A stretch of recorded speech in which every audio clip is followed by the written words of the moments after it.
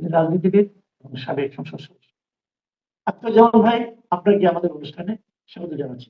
আশা করি আপনি আমাকে শুনতে পাচ্ছেন। আসসালামু আলাইকুম, শুভ সকাল। সকালবেলা আপনি আমাকে ডেকেছেন আজকের এই দিনে, আপনাকে ধন্যবাদ। আপনার মাধ্যমে আপনার দর্শক শ্রোতাদেরকে ধন্যবাদ। জি, বলেন আপনি কি প্রথমে আমি চাই যে আপনি প্রথমে নির্বাচন প্রসঙ্গ নিয়ে বলেন। জি। এই যে নির্বাচনের তারিখ ঘোষণা, এতদিন পরে ঘোষণা, অনেকদিন ধরে তো নির্বাচনের একটা রোড ম্যাপ চাওয়া হচ্ছিল, উনি কেন দিচ্ছিলেন না সেই ব্যাখ্যাও দেন নাই, কিন্তু অবশেষে একটা ঘোষণা। আপনি এটাকে কি ভাবে বলেন? ধন্যবাদ আপনাকে। আসলে মাননীয় প্রধান উপদেষ্টা সাহেব জাতীয় উদ্দেশ্যে ভাষণটা দিয়েছেন, ভাষণটাকে উনি অনেকটা মানে অপ্রস্তুত এবং কি বলবো, যেটা আহ, যে ঘোষণাপত্র দিয়ে আসছেন সেই ঘোষণাপত্রের অসমাপ্ত ঘোষণা হিসাবে উনি এটাকে দিয়েছেন। কারণ আপনারা দেখতে পাচ্ছেন যে উনি আহ, ওনার বক্তব্যের একটা হঠাৎ করে মাঝখানে নির্বাচনের বিষয়টা নিয়ে আসছেন। এটা প্রথম দিকেও বলেন নাই, লাস্ট দিকে বলেন নাই। প্রথমে উনি বক্তব্য দিয়ে ওনার নিজের কৃতিত্বের কথা একটু বলেছেন, বলার পরেই একটা নির্বাচনের কথা বলেছেন। ঘোষণাপত্রে উনি বলেছিলেন যথাশীঘ্র নির্বাচন হওয়ার একটা প্রস্তাব উনি রেখেছিলেন। ভালো।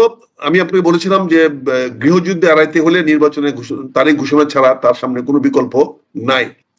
এবং ওটি উনি যেটা জনসমক্ষে প্রকাশ করতে পারেন নাই, মানুষের উপস্থিতি প্রকাশ করতে পারেন নাই, যেটা হয়তো ওখানে করলে মানুষের তাৎক্ষণিক প্রতিক্রিয়াটা বোঝা যেত। উনি যে ঘোষণাটা টেলিভিশনে এসে দিয়েছেন, এটা যদি সংসদ ভবনের সামনে যখন জনগণ লক্ষ লক্ষ জনগণ ছিল যেখানে, তারা সঙ্গীত উপভোগ করছিল, সেখানে উনি দিতেন, তাহলে কিন্তু তাৎক্ষণিকভাবে জনগণের প্রতিক্রিয়াটা বেরিয়ে আসতো, জনগণটাকে কিভাবে নিচ্ছে এটা জানতে পারতাম আমরা, এবং সবাই জানতে পারতো। এবং আমার মনে হয় একটা ইতিবাচক ফলাফল উনি নিয়ে যেতে পারতেন, কিন্তু সেটা না করে উনি সেটা জাতির উদ্দেশ্যে ভাষণ দিয়েছেন। হ্যাঁ, আমরা সমালোচনা করবো না, আমরা সবকিছু সমালোচনা করা তাহলে বলবে যে আমরা যাই করি আপনারা তাই সমালোচনা করেন। আমি ওনাকে ধন্যবাদ জানাবো এবং মোবারকবাদ জানাবো যে উনি নির্বাচনের তারিখটা ঘোষণা করেছেন, অত্যন্ত বলিষ্ঠ একটা পদক্ষেপ নিয়েছেন। এবং আমি মনে করি নির্বাচনটি হবে বাংলাদেশের আগামী সমস্যার সমাধানের একটি ইতিবাচক পদক্ষেপ। এখানে কে বিরোধিতা করলো না করলো উনি সে ব্যাপারে ইঙ্গিত দিয়েছেন, বলেছেন এটা বিদেশি শক্তি বা বাইরে থেকে কেউ এটাকে নস্যাৎ করার চেষ্টা করতে পারে। যেহেতু এই ব্যাপারে উনি সজাগ আছেন, কাজে সজাগ যেহেতু আছেন, কাজে এটা নিয়ে ভাবনা কিছু নাই। তবে আমি ওনাকে একদম স্বাগতম জানাবো, without any doubt and pros and cons. আমি এটার উপরে কোনো যদি ইতি না রেখে, কোনো কিছু না রেখে আমি ওনাকে স্বাগতম জানাবো। এবং নির্বাচনের তারিখটা উনি একদম সুস্পষ্ট করে দিয়েছেন যে ফেব্রুয়ারি রোজার আগে এটা করার জন্য। আমি ধরে নিতে পারছি যে 8 থেকে 10, 12, 15 পরজোর এর মধ্যে হয়তো নির্বাচনটা হয়ে যাবে। অনেকে সম্ভাব্য তারিখ বলতেছে 12ই ফেব্রুয়ারি, এটা হয়ে যেতে পারে। তবে আমি মনে করি এটা বলিষ্ঠ পদক্ষেপ, সাহসী পদক্ষেপ এবং সঠিক পদক্ষেপ যেটা উনি নিয়েছেন, এবং জনগণ এটাকে গ্রহণ করবে। সবকিছু তো পক্ষে বিপক্ষে মানুষ থাকবেই, কত মানুষ পক্ষে আছে কত মানুষ বিপক্ষে আছে এটাই প্রমাণিত হবে নির্বাচনের মাধ্যমে। এবং নির্বাচনে যদি কেউ বাধা সৃষ্টি করতে চায়, তাকে কঠোর হস্তে দমন করাই হবে সরকারের দায়িত্ব, অন্যতম দায়িত্ব। কারণ আমরা সময় নষ্ট করতে চাই না। আমরা এটাকে যত তাড়াতাড়ি সম্ভব, দ্রুত সম্ভব উনি নির্বাচনে চিঠিটা দিয়ে দিবেন। চিঠিটা দিয়ে দিলেই আর অন্যরকম কোন রকম সন্দেহ থাকবে না। আশা করতেছি পারি ওনার যদি উদ্দেশ্য 100% সৎ থাকে, তাহলে আমি কামনা করব, জনগণ কামনা করবে যে এই চিঠিটা আজকের মধ্যে হয়তো উনি দিয়ে দিবেন। মানে 2 লাইনের চিঠি, এর মধ্যে কোনো কিছু বাট কিন্তু তো নাই। কারণ এটা তো আমাদের রাষ্ট্রীয় আস্থাচারে, রাষ্ট্রীয় মধ্যে নিয়ম মধ্যে আছে ইসি কমিশন কিভাবে কাজ শুরু করবে, কি করতে হবে। এবং ইসির জন্য এখানে আমি একটা প্রশ্ন করতে চাই। এই যে আপনি বললেন যে নির্বাচনের চিঠিটা দিয়ে দিবেন, এখন আমার প্রশ্নটা হলো যে এই যে বর্তমান নির্বাচন কমিশন আছে, ওনারাই নির্বাচন পরিচালনা করবেন। এরই মধ্যে কিন্তু নির্বাচন কমিশনের সক্ষমতা অথবা নির্বাচন কমিশনের নানা আচরণ নিয়ে কিছু কিছু প্রশ্ন কিন্তু উঠেছে।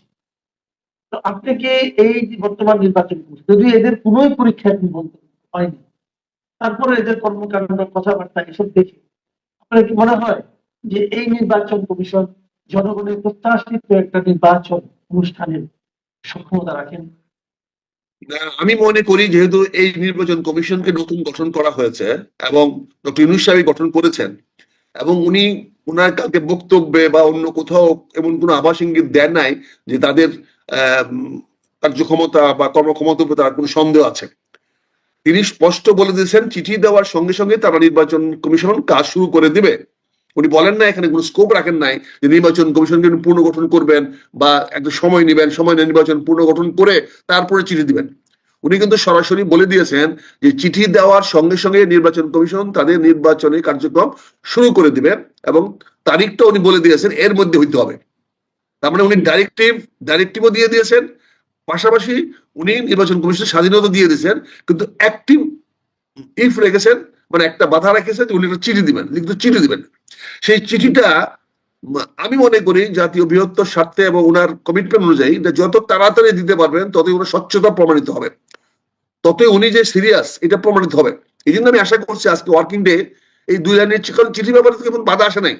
এবং সবচেয়ে মজার জিনিস হলো গত রাত্রে কিন্তু তাৎক্ষণিকভাবে কেউ এর বিরোধিতা করে নাই, কোন রাজনৈতিক দল কিন্তু তাৎক্ষণিকভাবে বিরোধিতা করে নাই।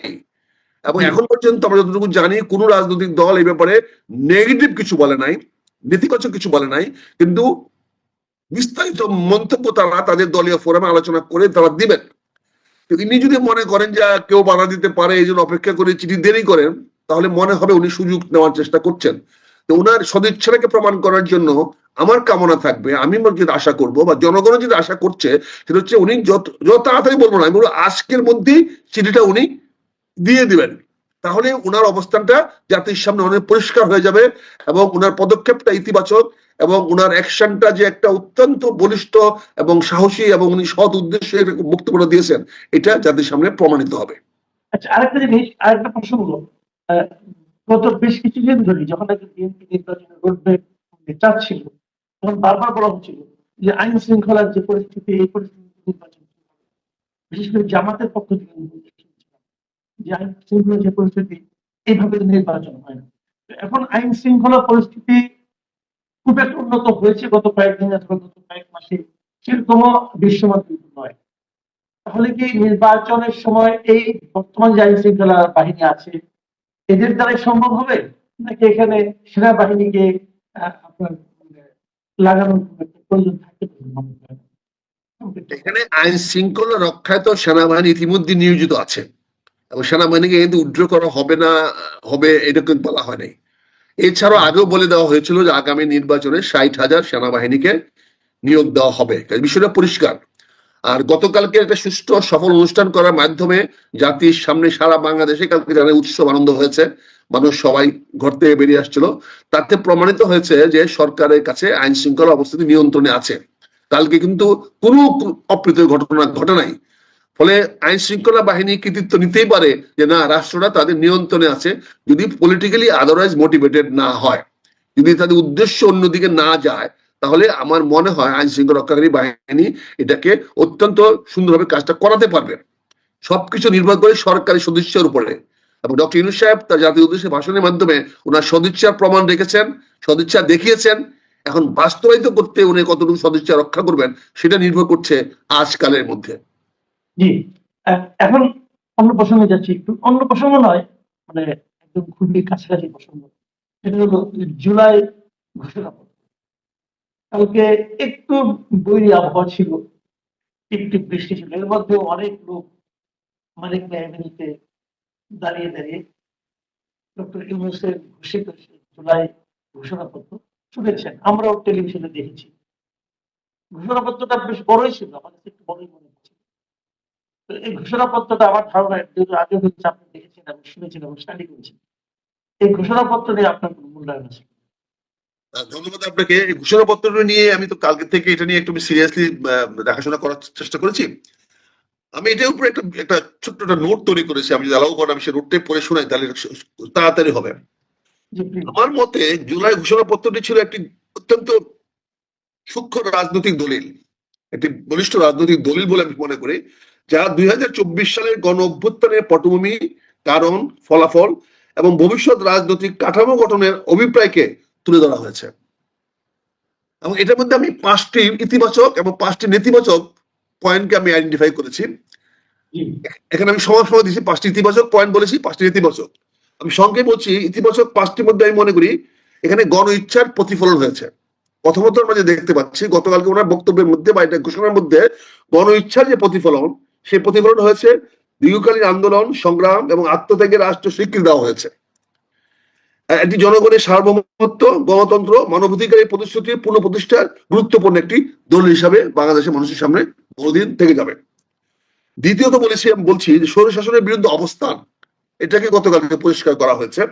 ঘোষণাপত্রে একদলীয় শাসন ব্যবস্থা, ফ্যাসিবাদ দমন পীড়ন ও দুর্নীতির বিরুদ্ধে স্পষ্ট অবস্থান নেওয়া হয়েছে, যা গণতান্ত্রিক চেতনার পক্ষে একটি সাহসী পদক্ষেপ। এটাকে আমি মনে করি একটি ইতিবাচক জিনিস। 3 নম্বরে মনে করি সাংবিধানিক সংস্কারের উদ্যোগ।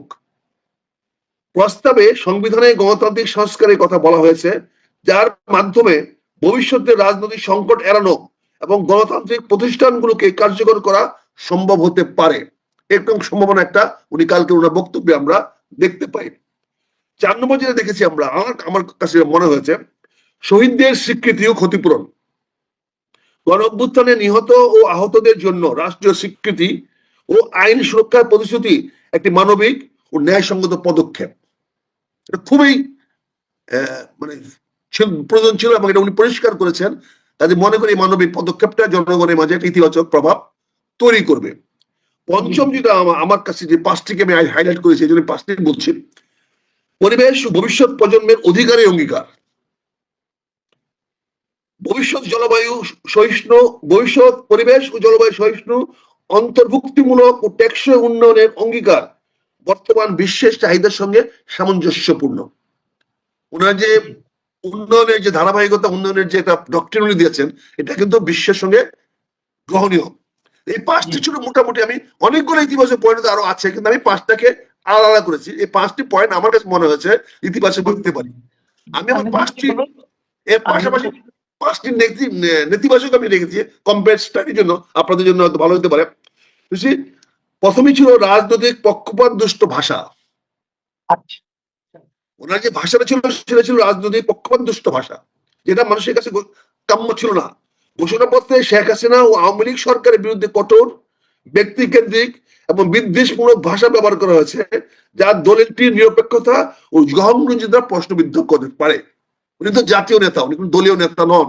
উনি জাতীয় উঠতে পারতেন, এটা জনগণের একটা প্রত্যাশা।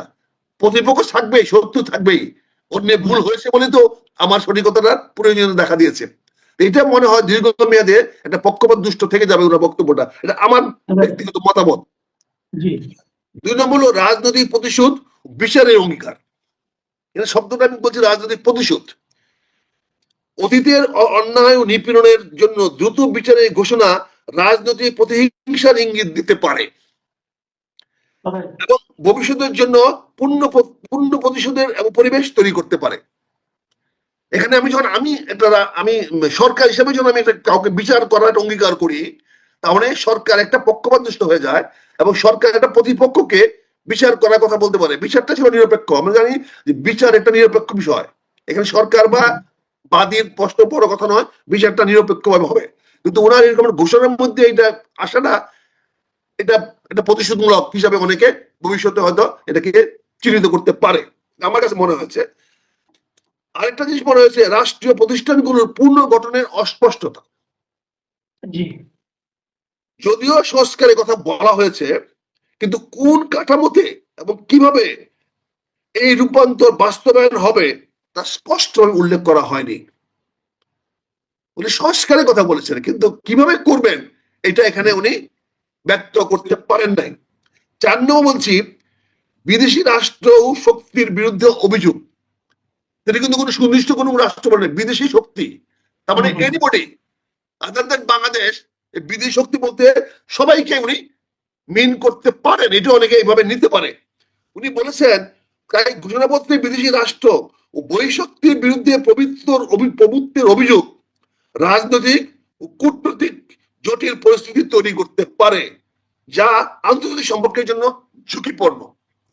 উনি কিন্তু সুনির্দিষ্ট করেন নাই। উনি বলছেন বহিঃশক্তির প্রভাব এবং যারা প্রভুত্ব করতে চায়, প্রভুত্ব করার জন্য তো অনেক রাষ্ট্রই আছে, তারা এটাকে ইতিবাচক ভাবে নিবে না। তাদের প্রতি একটা ওয়ার্ড অফ ওয়ার্নিং দেওয়া হলো। ফলে কিন্তু আপনি বিদেশে বন্ধু কম হারাবেন, অবিশ্বাসটা বিদেশির সঙ্গে বৃদ্ধি পাবে।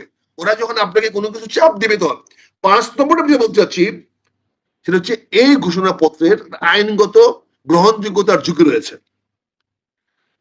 যেহেতু এটি একটি গণ অভ্যুত্থান থেকে উদ্ভূত দলিল, আমি রিপিট করছি কথাটা, যেহেতু এটি একটি গণ অভ্যুত্থান থেকে উদ্ভূত দলিল, উনি কিন্তু বিপ্লব বলেন নাই, খেয়াল করে দেখেন, এটা গণ অভ্যুত্থান থেকে উদ্ভূত দলিল, তাই আন্তর্জাতিক আইন বা বিদ্যমান সংবিধান অনুযায়ী, আমি আবার বলছি, আন্তর্জাতিক আইন ও বা বিদ্যমান সংবিধান অনুযায়ী এর বৈধতা ও দীর্ঘস্থায়ী প্রভাব নিয়ে প্রশ্ন উঠতে পারে।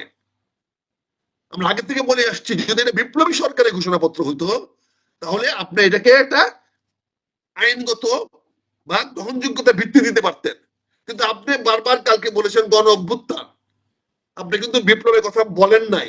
গণ অভ্যুত্থান হলে কিন্তু আইনগত হয়ে যায় না, বিদ্রোহীরা কিছু করলে সেটা আইনগত হয়ে যায় না, সেটা আইনের মধ্যে নিয়ে আসতে হবে। তো উনার এই ঘোষণাপত্রটাকে আইনগত গ্রহণযোগ্যতার মধ্যে ঝুঁকির মধ্যে ফেলে দিয়েছেন। না, উনি তো বলেছেন যে এটাকে সংবিধানের তফসিল হিসেবে অন্তর্ভুক্ত করা হবে। এখানে তো আইনগত গ্রহণযোগ্যতার প্রশ্ন, উনি তো ব্যক্তি হিসেবে বলেছেন, বাধ্যবাধকতা নাই। উনি তো বর্তমানে উনার তো আইনগত ভিত্তি নাই, উনি তো এটাকে প্রোক্লামেশন করেন নাই, উনি গেজেটের নোটিফিকেশন করেন নাই, উনি একটা বক্তব্য দিয়েছেন, প্রস্তাব দিয়েছেন। এটা তো প্রস্তাবনা, ঘোষণাপত্র। এটা তো বিপ্লবী সরকার ঘোষণাপত্র না। উনি সেই সাংবিধানিক সরকার, এবং এটা অন্যের কাঁধে দিয়ে দিচ্ছেন যে তোমরা সেটা আইনে পরিণত করবা। ফলে এটা গ্রহণযোগ্যতা নিয়ে এটা প্রশ্ন আমার কাছে মনে হয়েছে। আপনারা হয়তো ঠিক আছে, ঠিক আছে, আপনাকে অনেক ধন্যবাদ। আপনি আসলে মানে খুবই আপনার যে বিশ্লেষণ এবং এটা নিয়ে যে দূরদৃষ্টি। 30 সেকেন্ড দিলে আমি একটা উপসংহার আনতে চাই, আমি বক্তব্যটা দিলাম, একটা উপসংহার আনতে চাই, যেহেতু আমি পক্ষে বিপক্ষে দুইটা পয়েন্টে বললাম। আমি নিরপেক্ষ অবস্থান থেকে 5টা গুড পয়েন্ট, 5টা ব্যাড পয়েন্টকে আমি সিলেক্ট করেছি, সো দ্যাট আপনারা তুলনা করে দেখবেন, জাতি তুলনা করে দেখবে সবাই। উপসংহারে বলতে চাই, জুলাই ঘোষণাপত্র একটি ঐতিহাসিক মোড় ঘোরানো দলিল হিসাবে বিবেচিত হতে পারে। আর এর ভাষা, দৃষ্টিভঙ্গি ও বাস্তবায়ন কাঠামো অধিকতর ভারসাম্যপূর্ণ সমন্বিত হলে এটি গণতন্ত্র ও শাসন সংস্কারে আরো কার্যকর ভূমিকা রাখতে পারবে। এটা ঐতিহাসিক প্রেক্ষাপট ও ভবিষ্যৎ রাজনৈতিক রূপান্তরের মাঝে একটি সংযোগ রেখা টানার প্রয়াস হলেও এর বাস্তবায়ন নির্ভর করবে জনগণের আস্থা, আন্তর্জাতিক সমর্থন ও অন্তর্বর্তী সরকারের দূরদর্শী নেতৃত্বের উপর। আমি প্রেসাইজ হওয়ার জন্য লিখতে দিলাম, প্রেসাইজ হওয়ার জন্য আমার ভাষাটা এদিক সেদিক না হয়ে যায়, যাতে আপনারই বক্তব্যটা একটা দল হিসাবে থেকে যায়, এবং আপনি যে আমরা যে সঠিকভাবে জিনিসটা করতে পেরেছি, এই জন্য আমি 5টা গুড পয়েন্ট, 5টা ব্যাড পয়েন্ট নিয়ে তুলনামূলক ভাবে আমি আশাবাদী এটা একটা ভালো দলিল হতে পারে, এবং এটা আমাদেরকে নতুন দিক দিতে পারে, এবং এইটাকে ভিত্তি করে আমরা সামনের দিকে আগাতে পারি, নেতিবাচক ভাবে না দেখে আমরা এটা নিয়ে আগাতে পারি। কাজে আমি মনে করি, আমি ধন্যবাদ জানাতে চাই ডক্টর ইউনূসকে সবার শেষে, এবং সকল রাজনৈতিক দলগুলোকে, তারা একটা ঐক্যমত্যে বসতে পেরেছে, এবং ঐক্যমত্যটা ধরে রেখে বাংলাদেশটাকে একটা সুন্দরের দিকে নিয়ে যাবেন। এটাই রাজনৈতিক দলের নেতৃবৃন্দের কাছে জনগণের প্রত্যাশা থাকবে, আমি তো থাকবেই, এবং আপনারও সমর্থন আমি কামনা করব। ধন্যবাদ আপনি আমাকে সুযোগ দেওয়ার জন্য। ধন্যবাদ। আপনি বেশ খুবই সচেতন ভাবে এবং দূরদৃষ্টি নিয়েই আমার মনে হয় বিশ্লেষণ করেছেন, এবং আমার মনে হয় আপনার এই কথা থেকে দর্শকদের মধ্যে একটা চিন্তার খোরাক। প্রিয় দর্শক, আপনারা শুনলেন মেজর আখতারুজ্জামানের বিশ্লেষণ আমাদের জুলাই ঘোষণাপত্র নিয়ে। উনি নিজে হয়তো রাজনৈতিক দলের সঙ্গে জড়িত অথবা জড়িত ছিলেন, একসময় তো ছিলেন আমরা জানি, কিন্তু ওনার বক্তব্যের মধ্যে কিন্তু আমি এক ধরনের সার্বজনীন একটা চিন্তার প্রকাশ দেখতে পেয়েছি, এবং উনিও সেটাই চেয়েছেন যে এই ধরনের ঘোষণাপত্র যেন পক্ষপাত দূষণ না হয়, কেউ যেন মনে না করে যে আমরা একটা দলকে সাপোর্ট করছি অথবা একটা দলকে এগিয়ে দিচ্ছি। এবং এটা কিন্তু অনেক দিন থেকে যাবে যদি সংবিধান তফসিলে থাকে। তো এই বিষয়গুলো নিয়ে আরো আলোচনা হবে। মেজর আখতারুজ্জামান আলোচনাটা শুরু করলেন, পরে কে কিভাবে আলোচনা করছিল আমরা দেখা হবে। আপনারা সবাই ভালো থাকবেন, একদিন পর্যন্ত আল্লাহ হাফেজ।